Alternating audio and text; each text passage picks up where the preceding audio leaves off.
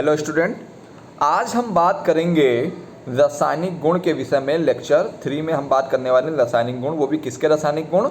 Ozone के रासायनिक गुणों के बारे में बात करने वाले हैं। पेपर में अगर आ जाता है तो आप बनाने की विधि, उसके भौतिक गुण, डायग्राम मैंने आपको पीछे बताया है। लेक्चर 1 लेक्चर 2 अभी तक आपने मेरा नहीं देखा है तो जाके आई बटन पे आप क्लिक करेंगे तो आपको लेक्चर 1 और लेक्चर 2 भी मिल जाएगा। और आज हम बात करते हैं लेक्चर 3 में रासायनिक गुण के बारे में। तो देखिए, आप देखेंगे रासायनिक गुण में मैंने पहली हेडिंग यहाँ पर आपको दिख रही होगी, विरंजक गुण। ठीक है, यानी ब्लीचिंग प्रॉपर्टी क्या है ये देखिए। क्या होता है ब्लीचिंग प्रॉपर्टी में? ये ओजोन जो होता है वो टूट जाता है ऑक्सीजन प्लस नवजात ऑक्सीजन। जब डिब्बे के अंदर किसी ब्रैकेट में अकेला ओ बंद होता है तो ये होता है नवजात ऑक्सीजन परमाणु। क्या है?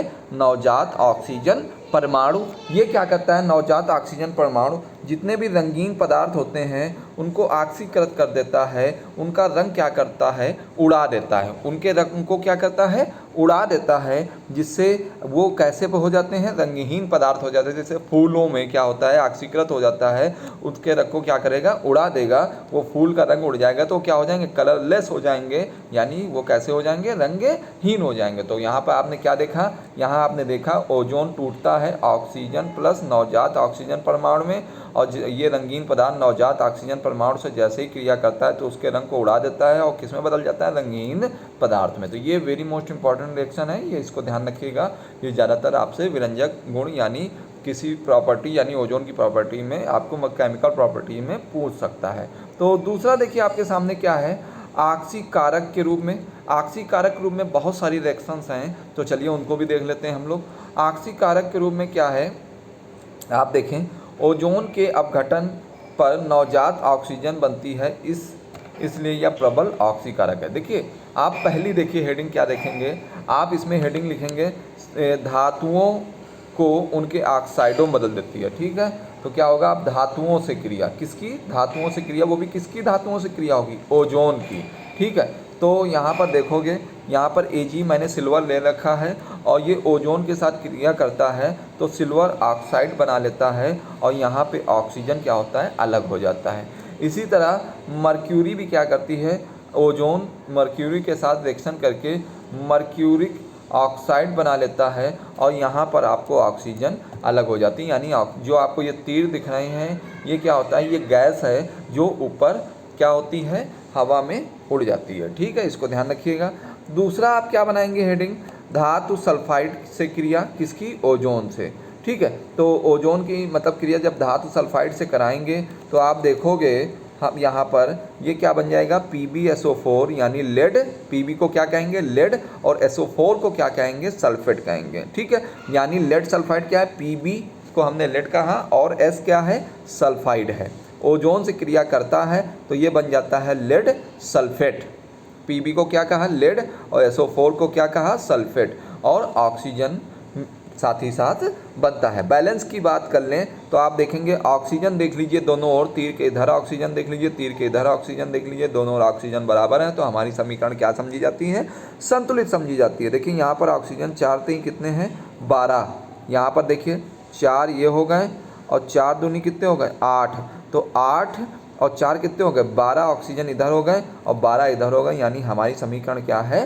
संतुलित है। ठीक है, इसके बाद बात कर लेते हैं इसकी ओजोन की, ये फेरस सल्फेट से क्रिया। ओजोन की हम फेरस सल्फेट से क्रिया देख लें तो यहाँ पर जब भी हम फेरस सल्फेट से क्रिया कराएंगे ओजोन की, वहाँ पर हमको क्या लेना पड़ेगा? सल्फ्यूरिक अम्ली। जब कहें अम्ली फेरस सल्फेट, जब हम कहें अम्ली फेरस सल्फेट तो आप जान जाइएगा अम्ली का मतलब है यहाँ पर आपको H2SO4 यूज करना है। यहाँ पे देखिए H2SO4 यूज हुआ है। फेरस सल्फेट FeSO4, यानी अम्ली शब्द का जब भी प्रयोग आए तो जान जाएगा H2SO4 भी साथ में लेना है। फेरस सल्फेट FeSO4 और किससे क्रिया करानी है? ओजोन से करानी है। जैसे ही कराएंगे ये फेरिक सल्फेट यानी Fe2SO4 का होल थ्राइस ये फेरिक सल्फेट में चेंज हो जाएगा। साथ ही साथ यहाँ पर जल का एक मॉलिक्यूल और ऑक्सीजन भी आपको प्राप्त होगा। आप ऑक्सीजन देख लीजिए, 2 चौको 8 और 8 4 12, 12 3 15। ठीक है, इधर भी देखिए 3 चौको 12, यानी इसका गुणा करिए तो 3 चौको 12 और 12 और 1 13 और 13 2 कितने हो गए 15। तो इस तरह आप देख रहे हैं कि यहाँ पर बैलेंस हम दोनों ओर के ऑक्सीजन को बैलेंस कर लेंगे, आसानी से वो रिएक्शन बैलेंस हो जाएगी। ये सभी ये कैसे गुण हैं, ये सब ये यहाँ पे दिखा रहे हैं ऑक्सीकारक के रूप में, ठीक है।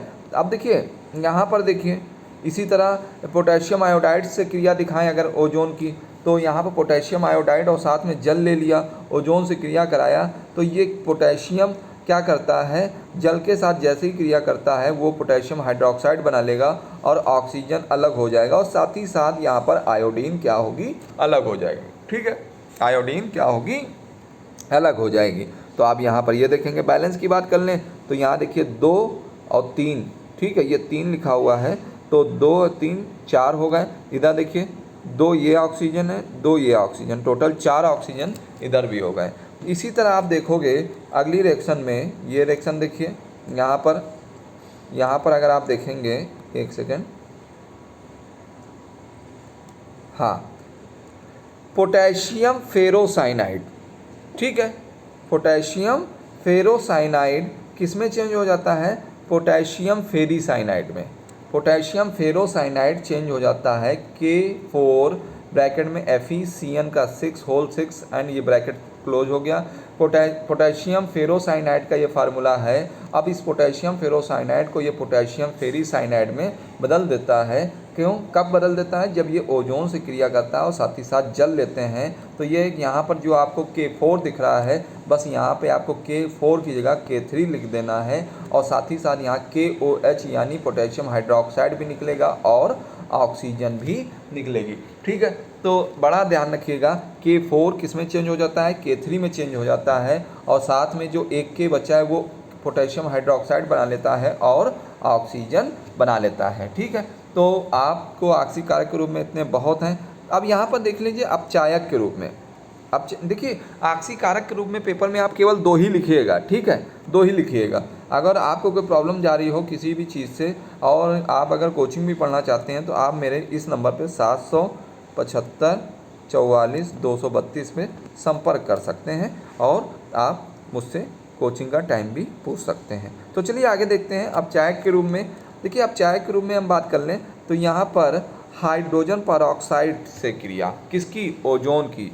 हाइड्रोजन परऑक्साइड से ओजोन जैसे ही क्रिया करेगा तो आपको दिख जाएगा। देखिए हाइड्रोजन परऑक्साइड जब जल में एक ऑक्सीजन और जुड़ जाए तो ये हाइड्रोजन, ये क्या है, पर ऑक्साइड, हाइड्रोजन परऑक्साइड का सूत्र है।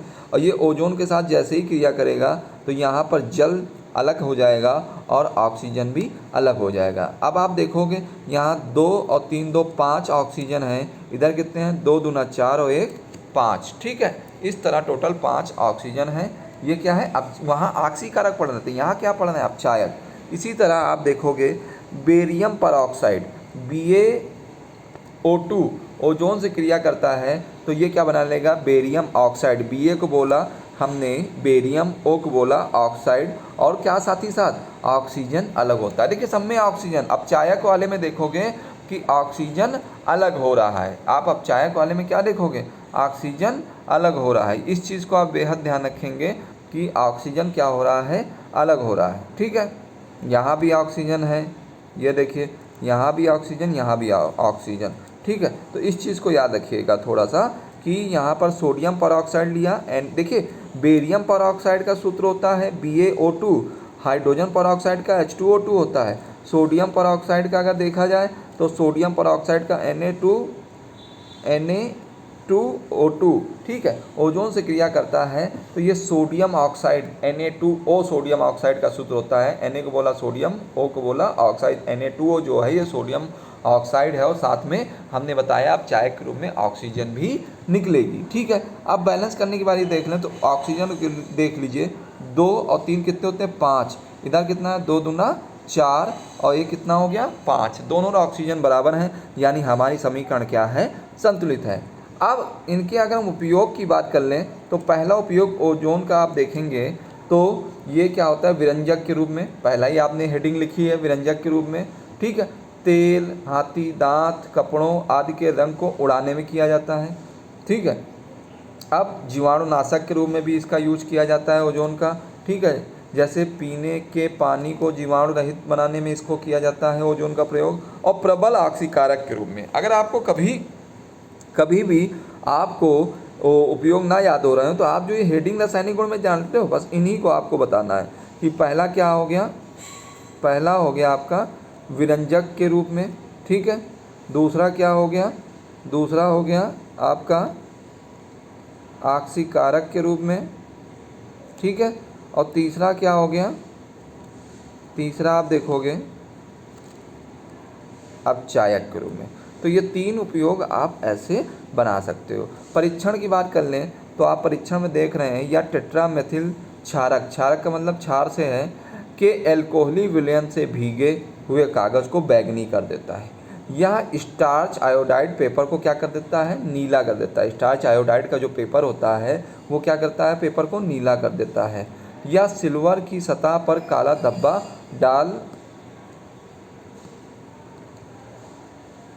डालकर, क्योंकि काला धब्बा सिल्वर ऑक्साइड बनने के कारण होता है। यानी सिल्वर की सतह पर क्या करता है, काला धब्बा हो जाता है। ये ऐसा क्यों होता है, ये सिल्वर ऑक्साइड की वजह से होता है। तो आज आपने इसके रासायनिक गुण लेक्चर 3 में पढ़े। अगर आपको ये वीडियो अच्छा लगा है तो ज़्यादा से ज़्यादा लोगों को शेयर करें और साथ ही साथ चैनल को सब्सक्राइब भी करें और ज़्यादा से ज़्यादा लोगों को शेयर करें। जय हिंद, जय भारत, धन्यवाद।